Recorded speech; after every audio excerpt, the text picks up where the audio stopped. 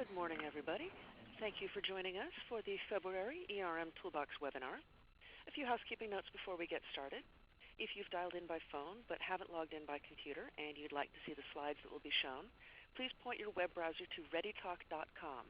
In the box where it says Participant, Join a Meeting, enter the same access code that you used for the call, 9879821. On the next screen, you can scroll down to the bottom of the invitation, enter your name and email address, and then click the button to register, and it will put you into the conference and let you see the slides. Please stay aware of the level of background noise in your area, and if it gets noisy, please put your phone on mute. If your phone doesn't have a mute function, you can use the ReadyTalk controls, which are *6 to mute and *7 to unmute. If you're called away from the phone, please do not put your phone on hold because that will cause your hold music to be transmitted to everybody else. You can simply hang up and then dial in again when you're available, and it will not disrupt the call. We are leaving the phone lines open and unmuted, so if you have questions, you can ask them via phone. Also, I will be monitoring the chat box and will catch any questions that come in and relay them to our presenter at an appropriate time. So let me introduce our presenter. Lisanne Cison is Director of Enterprise Risk Management at Bickmore Risk Services. Lisanne has over 12 years of experience providing various consulting services to public sector and higher education clients and has supported UC's ERM program since 2006. She has detailed experience providing comprehensive ERM design and implementation guidance for clients, leveraging both the COSO and ISO 31000 frameworks, and specializes in developing practical and accessible ways to implement ERM at all levels of the organization she serves. Lisanne, let me hand the controls over to you. Thanks, Emily. Good morning, everybody. Thanks very much for your time and for joining us for this ERM Toolbox webinar in February. Today our topic is going to be objective-based risk assessment. And so there's a lot of different ways to do risk assessment. So this is going to provide an overview of one of the many ways. We're going to talk a little bit about some of the challenges and some of the opportunities related to doing an objective-based risk assessment and how it supports an enterprise-wide risk process. And so our agenda today is to talk about how you really start with identifying your objectives and why that's an important step, how you identify risks to achieving those objectives, and then really trying to evaluate your controls and why that's also an important step. So without further ado, we'll go ahead and get into it. And if you have any questions, feel free to use the text box or just go ahead and mention that you have a comment. So we're leaving the phone lines open, as Emily stated. So let's start out with a little bit of level setting. And so let's talk a little bit about risk. And so risk has a reputation in the industry as something that's bad, something that should be avoided. And there's been a lot of philosophical discussions on what is risk. And one of the definitions that the ISO, or International Organization on Standardization, put forth in their 31000 standard is that risk is really the effect of uncertainty on objectives. That you can have, risk can have a negative impact but also a positive impact. It can also be opportunity. So they really wanted to look at this from both sides and emphasize that part as a part of effective enterprise risk management. So in terms of what is risk management are those coordinated activities to direct and control an organization with regard to risks. So being mindful of what your risks are and having practices in place to be able to manage those risks appropriately. So enterprise risk management can be thought of as a process that helps manage diverse organizational risks in a way that supports the successful achievement of those objectives. So how did we get here from where we are? So from the traditional risk management standpoint, traditional risk really focused on hazard risk. And it was really kind of a binary situation where you could have a possibility of loss or no loss. There was no in between. And the goal of risk management was to really restore you to your former pre-loss condition. So if you had a 1972 Chevy, their goal would be to get you right back up to a 1972 Chevy. The focus was really on a specific accident or the loss, and it was really on that specific loss exposure. So really one incident at a time. It was very incident-based. So comparing that, fast forwarding to now, when we think about enterprise risk management, it not only addresses hazard risk, but it also focuses on business risk. There's a lot of different types of business risks. There's operational risks, there's strategic risks, there's legal risks, there's regulatory risk. There's all these different types of risk, and all of those risks need to be managed. And so if people can use the same approach to that, it can be very beneficial. And so that's one of the things that enterprise risk management really tries to support. In addition to that binary loss or no loss, there's also the possibility of gain. You can't really move forward without taking some risk. And so they really see risk as both opportunity and consequence. And so they really emphasize that in this definition.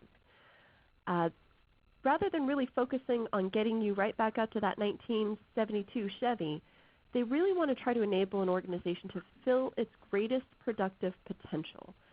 So if we're going to go through this new system implementation, how can we move the whole organization forward rather than just replicating or automating our existing process? If we're going to go through all this effort, we might as well make it the best effort we can. In addition, it focuses, rather than looking at a specific instant, it focuses on the value of the organization and focuses on the organization as a whole. So for those parents out there, you look for these teachable moments where there's a specific incident that occurs, but you look for how to apply it in a grander scheme. And so that's kind of the evolution from traditional risk management to enterprise risk management. So when we think about enterprise risk management, it can really be boiled down to these 6 questions, which is really, what are you trying to accomplish? What are the realities or barriers? And out of those realities and barriers, what do you need to do first? What can you do next? And what can you just accept as a part of doing business? Based on that, what's the best and most efficient way to overcome this challenge that is mindful of the constraints of your organization in terms of budget, time, bandwidth, technical capability, etc.? And then how do you prepare people to accept that change? And this is something that is often forgotten, but it's one of the most important steps in just management practices as a whole, not just enterprise risk management. But you can come up with a new policy, or you can come up with a new system or a new tool. But if you don't engage people in the process and how this tool will help them and prepare them adequately to be able to accept that change, your initiative will fail. And that generates a lot of waste and a lot of resentment in any new type of program. So it becomes a self-fulfilling prophecy in a way. The last one is, how do you measure success? And maybe this should be 6.5 questions and not just 6. Because you don't just measure success, you also need to be able to act on the results of that measurement. So you need to measure success in a way to be able to tell you whether you're doing well or whether you're doing poorly, and you need to get that information to the right person to be able to act on that and be able to address it, rather than just saying, oh, well, we're not doing so good, we're not meeting our targets. Well, that's nice to know. You want to be able to say, what can we do to make those targets? The focus on this webinar, though, is really just on those first 3 items in that checklist, which really focus on what are you trying to accomplish, what are the reality barriers, and how do you prioritize that list in a way that you can use your limited resources to the areas of biggest need. And so this is a way that this process assists in the allocation of limited resources. So this is a visual representation of the ISO ERM framework, right? So it's really broken into 3 parts. The first part are the principles, and this is kind of like your value statement for enterprise risk management. And top of that list is that it must create value. It needs to be part of your everyday decision making. It needs to be based on the best available information. It needs to be tailored and mindful that there's not a one-size-fits-all way to do enterprise risk management. And it needs to be transparent and inclusive, among other things. So if you find as you're going through your ERM journey that you're losing sight of some of these things, your ERM program could be losing its way. So these are good things to keep in mind to make sure that you remain focused and having an ERM program that supports and creates value. The second part of the ISO framework is really that governance structure that you need to have in place in order to identify, escalate, address, and manage those risks on an ongoing basis. And so it's one thing to have the risk assessment, and it's another thing to put it through the administrative process and really manage that risk effectively from the top down.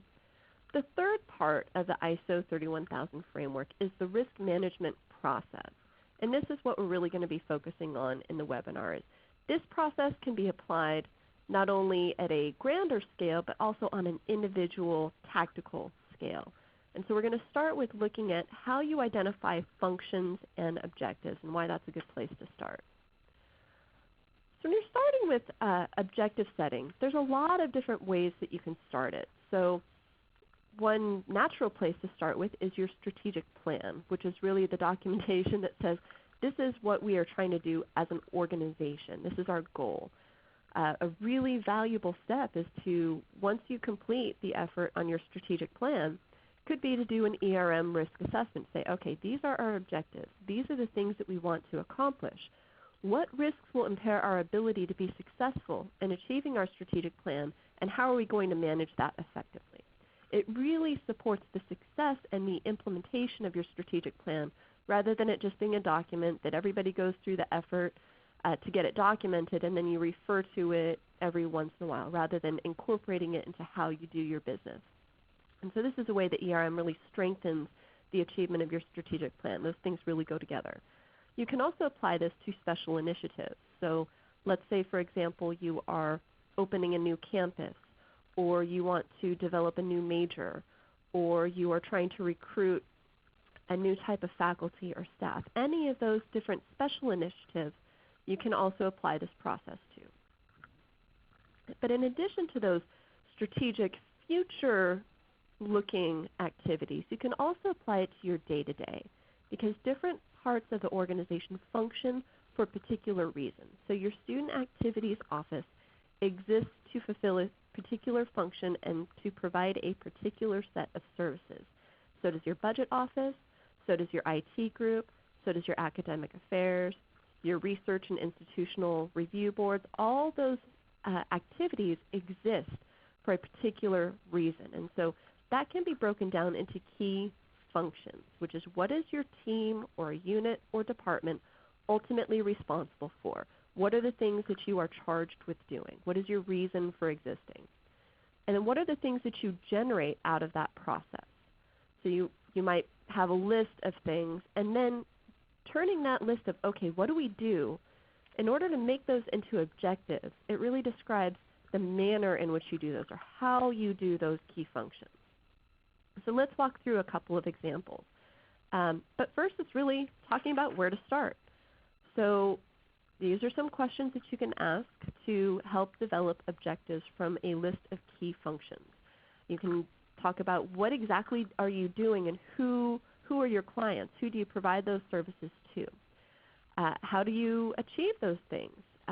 Use verbing. Verbs are actions, right? So you can provide, you can train, you can increase, you can decrease, you can facilitate, you can do all these different things. But you also want to use adjectives. How do you do those things? Do you provide training quickly, or do you provide training effectively? So you want to really think about that relationship between what you're doing and what you're ultimately trying to achieve. And you can also, when it works, it doesn't always work, but it's really a good idea to make sure that that a time frame can be incorporated into that objective statement. And so this is really a version of SMART objectives, right? So this is a different way to think about developing SMART objectives. And I know that all of you know that SMART objectives are those that are specific, that they are measurable, that they are achievable and or assignable, depending on which resource you're looking at for the definition of what is a SMART objective, that it needs to be realistic and or relevant, and it should be time-bound when it makes sense. And so those are all ways that you can think about moving those, what are your key functions, into objectives. And so let's look at an example. And this text is intentionally small. This is a sample. But this is an example of a public affairs office. And so I use public affairs because everybody can really kind of get it. It's not too technical, and it doesn't exclude a lot of folks. And so what are the functions of a public affairs office? They serve as a single point of contact for the news media. They monitor news media outlets. They generate press releases. They often develop internal newsletters. They facilitate relationships with the media and other colleagues. There's a lot of different things that a public affairs office does, and it results in quite a few outputs. So there's press releases, there are responses to the inquiries, there's the newsletters, there's marketing campaigns, there's a lot of different outputs. But when you start with your key functions of what you do, objectives kind of describe the why of what you do it. So you don't just generate news releases. Your whole function is to protect the image and reputation of the organization and promote it in a positive light. That ultimately that's what it boils down to. There are a couple other objectives that relate to creating interest in organization programs and services. So you can see how you start with your key functions of what you do, and your objectives are a reflection of how and why you do those things. So let's work through and do an example, starting with your objective setting. So there's this mythical Office of Public Affairs, and some of their key functions are to do media relations, they write press releases, and they do relationship management. But they don't just write media relations for the sake of it. They do media relations to ensure accurate and timely responses to media inquiries.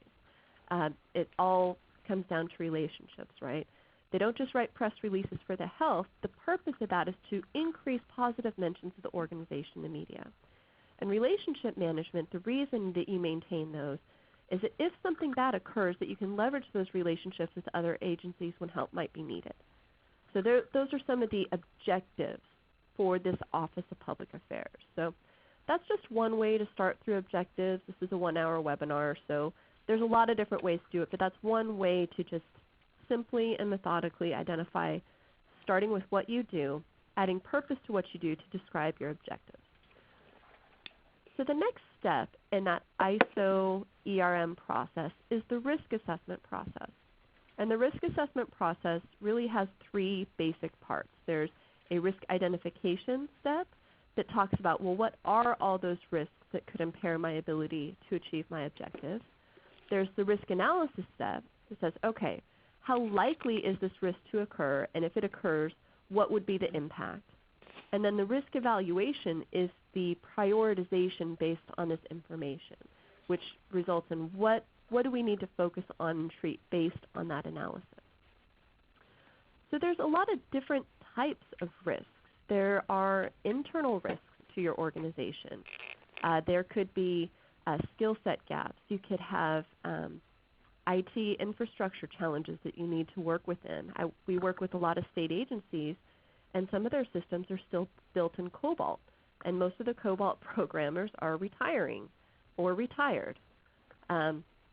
So maintaining that system on an ongoing basis can be very, very difficult, and so there's this need for change. There could be leadership changes. There could be changes in focus. So these are all things that are internal factors that can impair your ability to achieve your objectives. In addition to those internal factors, there are also external things. So internal factors I like to think of as somebody in the organization has some level of influence over this. That somebody could make a decision to change how that risk impacts them. External factors are risks that you don't necessarily have power over what the nature of the risk is, but you have power over how you address and mitigate those risks.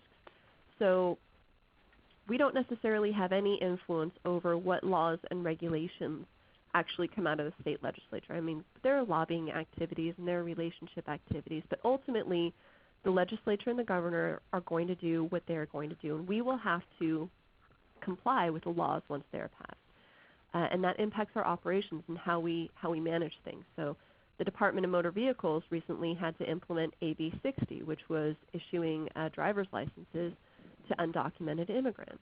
And they didn't have a choice in whether that was implemented. It was the law of the land, and so they had to change their processes in order to meet that law and regulation. Public opinion, you need to be responsive to public opinion. There's been a lot of changes related to public health. Ebola is an example of an emerging issue that we didn't necessarily have control over, but we needed to be able to manage. And so these are all things that impact your operations. And so it's good to be able to be mindful of those and cast a wide net in terms of identifying what all those different risks are. So going back to our example of public affairs and starting with their key function of writing press releases, let's focus on this one objective. Their goal is to increase the positive mentions of the organization within the media. So what are some of the risks that could impair our ability to achieve that specific objective? So a couple examples would be that perhaps you have poor relationships with the media. So even when there are good stories, they're not going to report it. There are some organizations that, or some media outlets that just really love to report the bad news, right? But it's harder to get the good news. That's a criticism of media everywhere, right? And so those relationships really drive whether you can get those positive stories mentioned.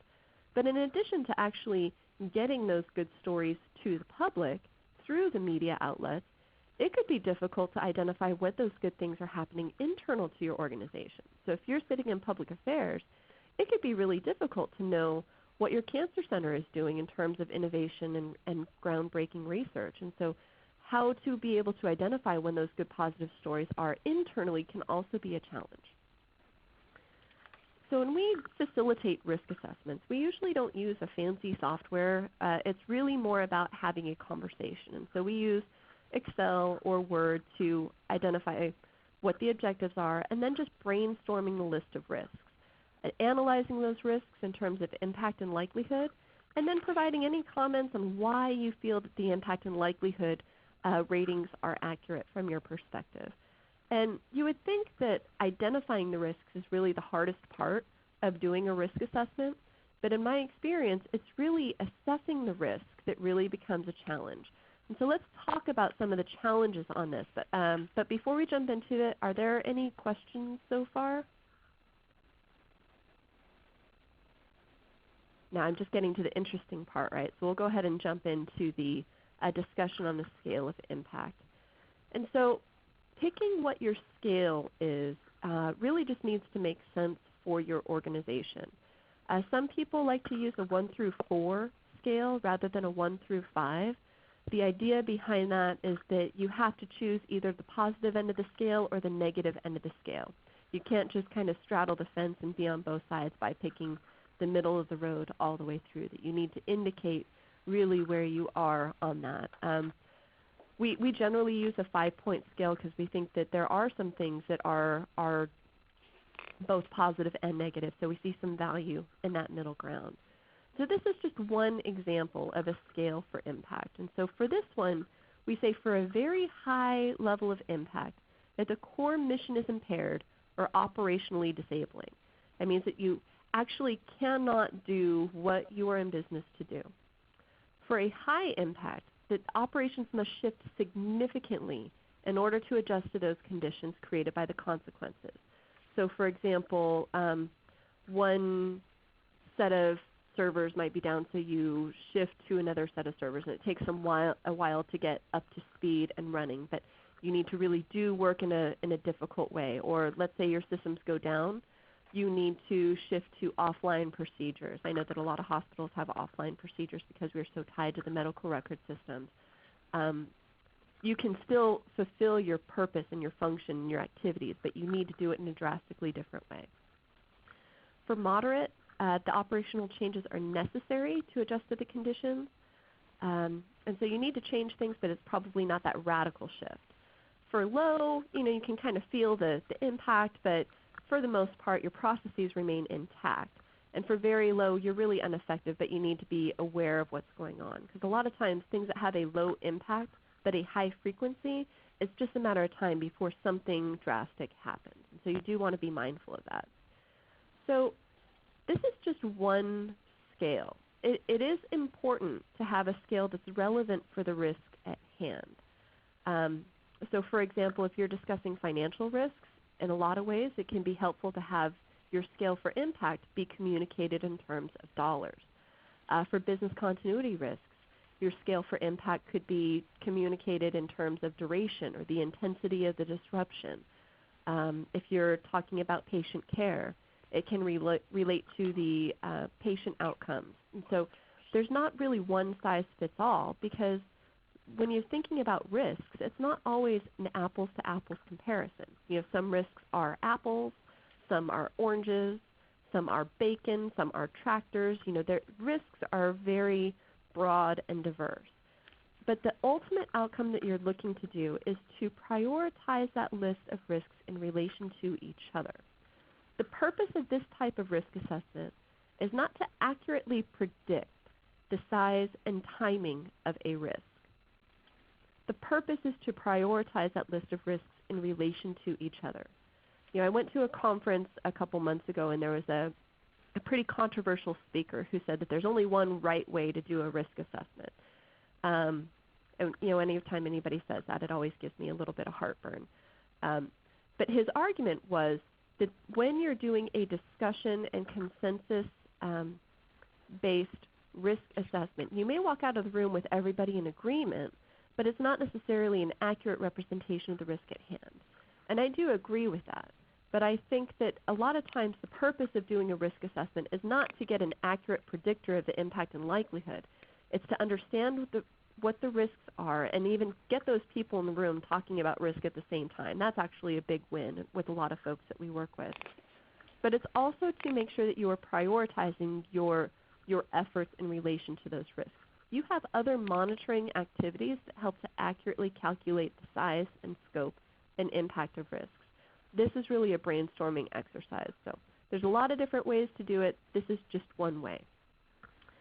One thing that we ran into sometimes when we used this scale is you look at that very high risk impact, and the definition is that the core mission is impaired or operationally disabling.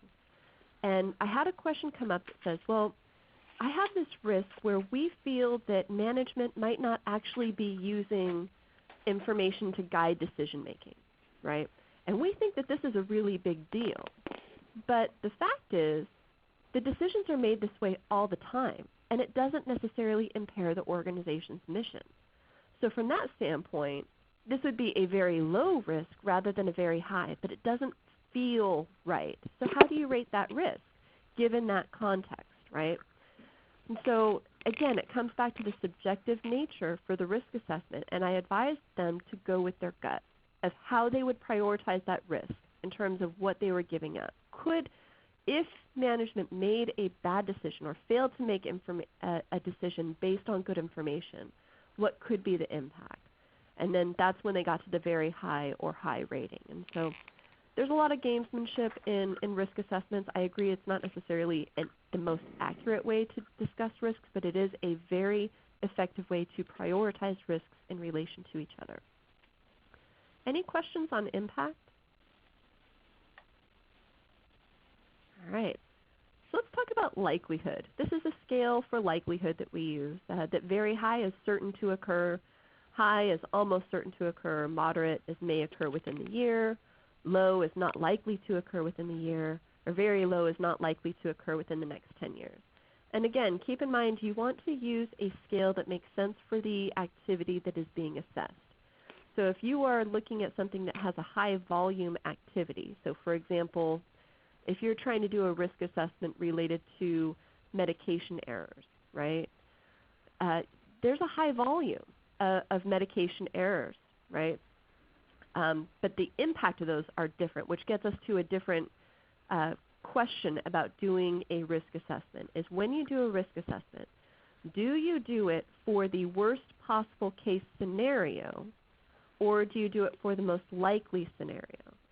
So if I get a medication error, the range of impact could be anything from very severe complications and potentially death to maybe an itchy rash and some skin irritations. There's a broad range of impact. So how do you capture that in a risk assessment?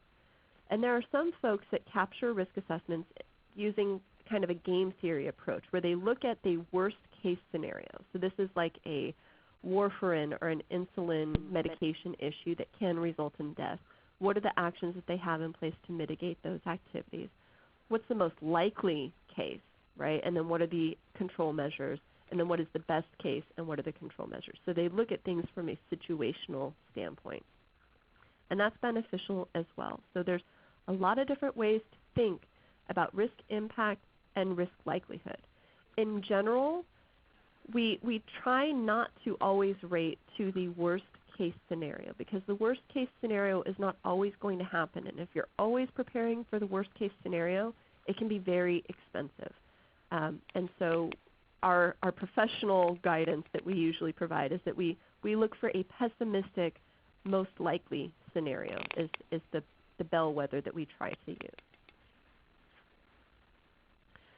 So when you get through your risk assessment and identifying your risks and assessing them for impact and likelihood, this is where a lot of folks stop and say, okay, we know what our top 10 risks are. How are we going to manage it? The challenge is that if you don't incorporate what you're currently doing to manage your risks, I would argue that your top 10 risks for your organization don't change a lot. They don't change drastically. They are what they are. But the thing is, most of those top 10 risks are probably pretty effectively managed because they are just the fact of being the type of organization that you are. So you want to be able to do a risk assessment that helps you manage to the gap. And you can't find the gap without first identifying what you're currently doing to manage those risks. And so that's the third step of this risk management process, is to identify what is your current state of your risk treatment.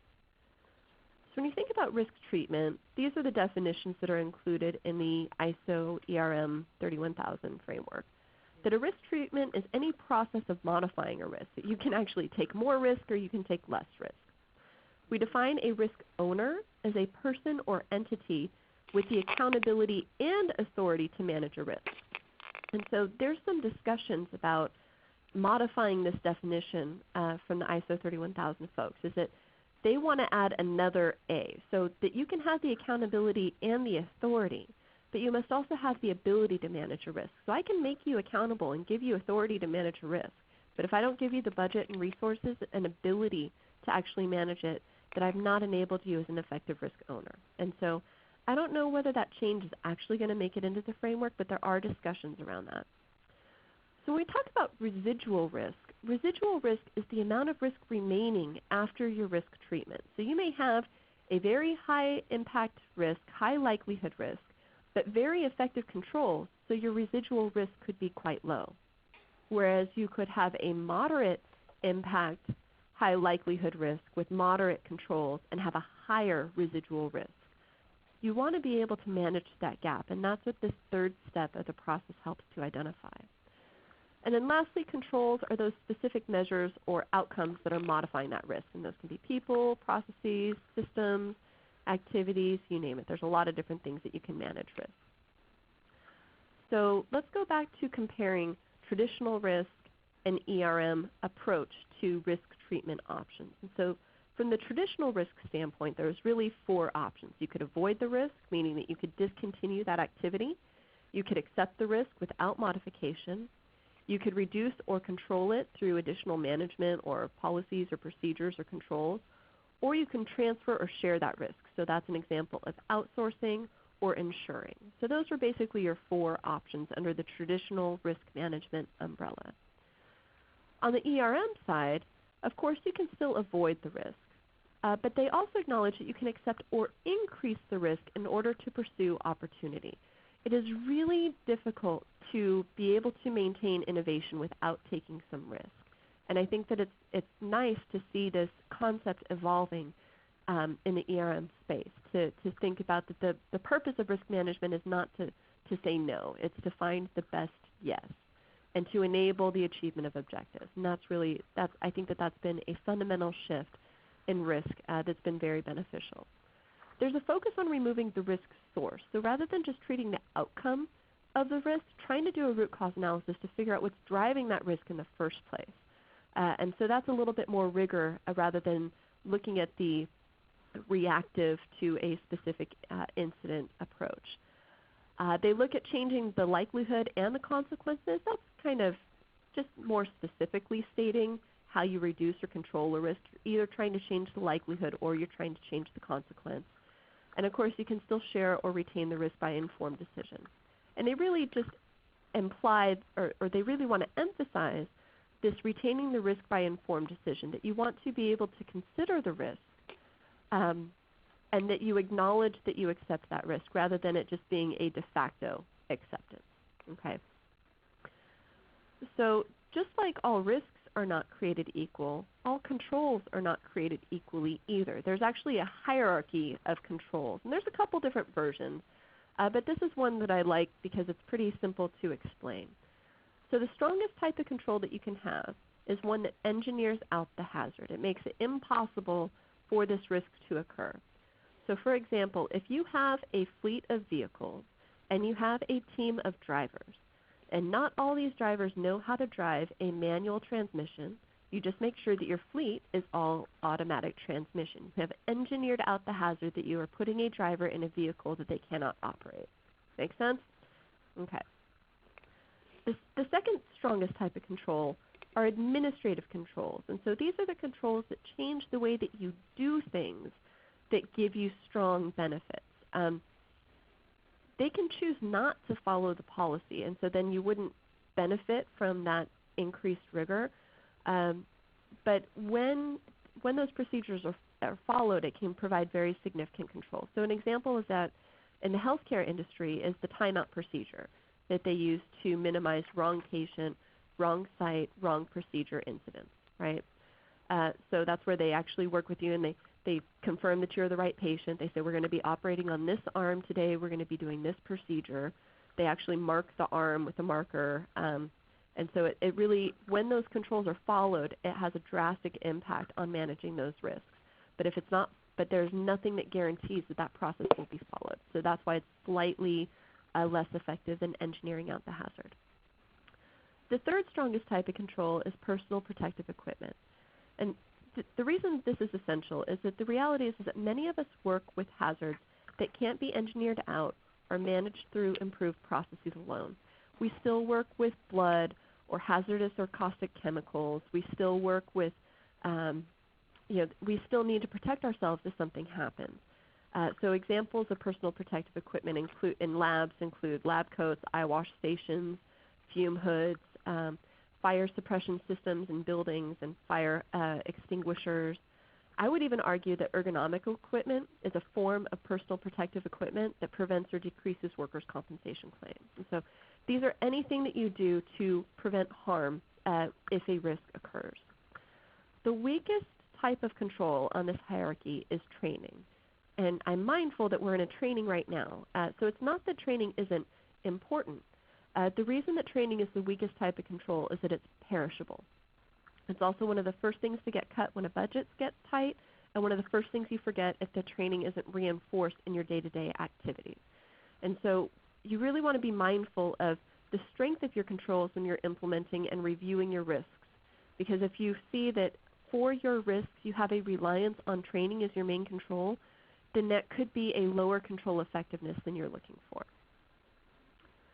So let's talk about this in terms of a case study, right? And so when we're thinking about evaluating controls, let's look at it in context. And so a lot of times you can have a truck or a car or something that backs into a hydrant and creates a lot of damage. And so they put these things called bollards around these fire hydrants. And so I've had a client where they had a claim, and so their control was to treat that one exposure. But they didn't use, again, the parenting thing of looking at the teachable moments, say, well, are there any other hydrants in areas that could be impacted by the same type of incident? Or what if it wasn't a hydrant? What if it was a person? What are our controls around that? And so really thinking about things a little bit deeper beyond just the specific incident. So let's also talk about, well, what's the right level of control, right? So if in this box is your petty cash drawer that has $200 in it, and each of these bollards around this box costs $2,000, you're probably over-controlling the risk. If, however, in that box is your patient information system, your student information system, your financial information, this is probably not sufficient level of control. So you need to think about what is at risk and what are you currently doing to manage that. That's another way to think about what are the effectiveness of your controls. You also need to think about the control in the context of your environment. And so we run into things a lot of times where people have controls in place because a regulation says that they should, right? So if you think about this hydrant, what problem is this hydrant solving? I don't see really anything that can catch on fire in this context. I know that we could probably zoom out and see some things. But if the reason for that hydrant is that Regulation 6B of City Code XYZ states that thou shalt have hydrants every 50 yards, you may want to take a look at the regulation and see, well, because that, rather than just dutifully installing and following the compliance component, because maybe it makes sense to place hydrants farther apart in rural settings or closer together in urban ones. Just a cookie-cutter, one-size-fits-all approach misses an opportunity to make sure that you have the right level of control. And when you have the right level of control, that means that you have the right effective use of your limited resources applied in the areas of most need. All right, so I didn't tell you, but there's a pop quiz, right? So in this situation, is this the right level of control? And you can either speak up or you can use the chat box, whatever you think. What do you think? Is this the right level of control? I see a couple no's. Any arguments for yes? Okay. It's interesting because the hydrant is still intact, right?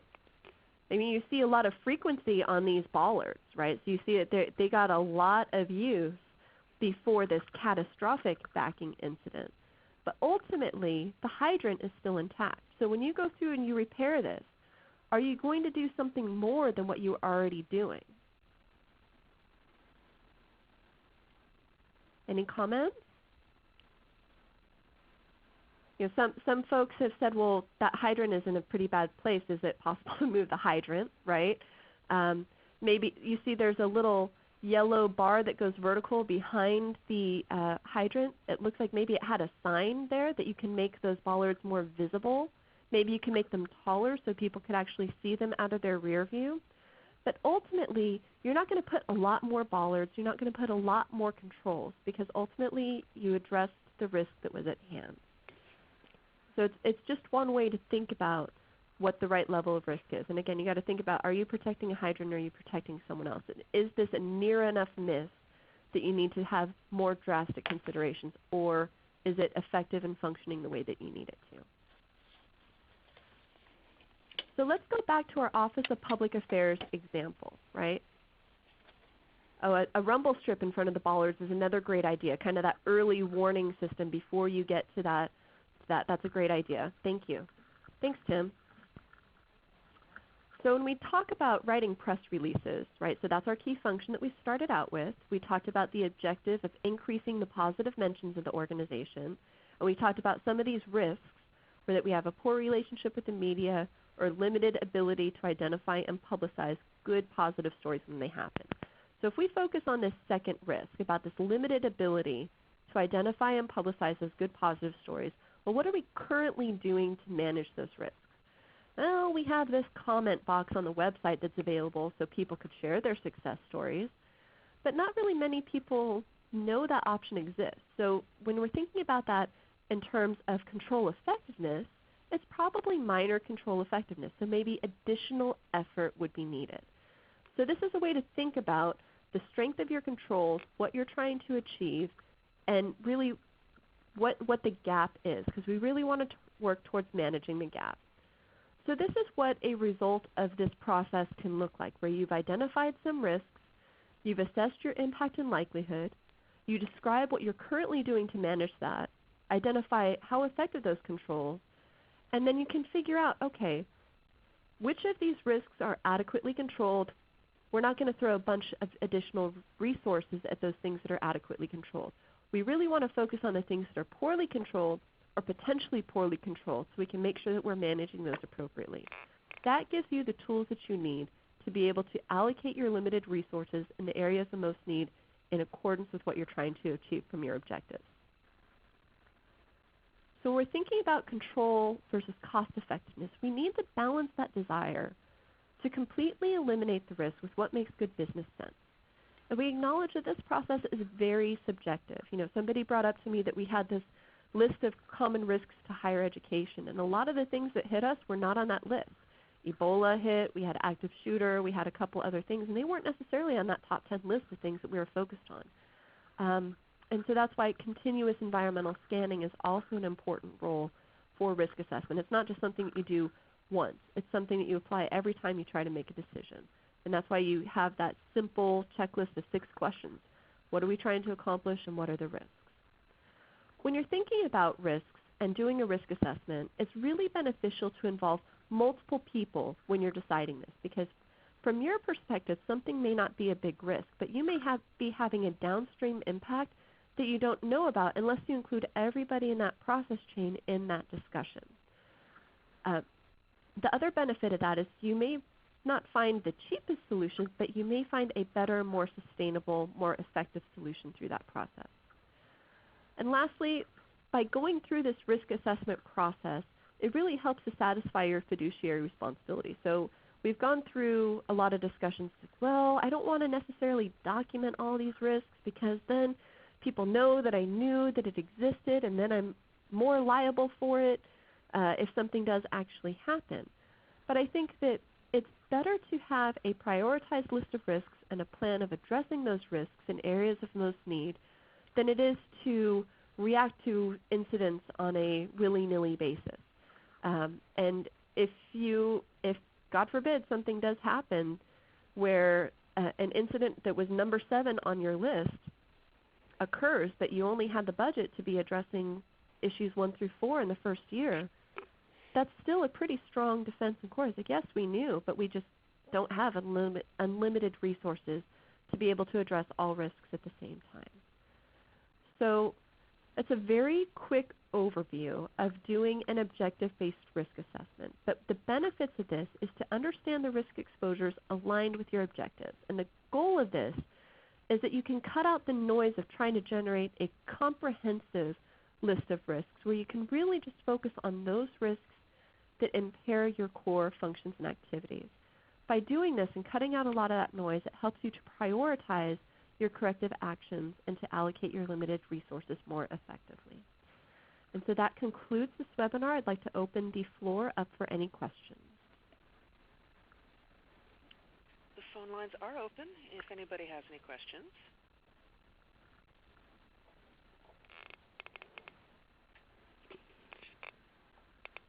And if not, I will thank our presenter, Lisanne. Thank you so much.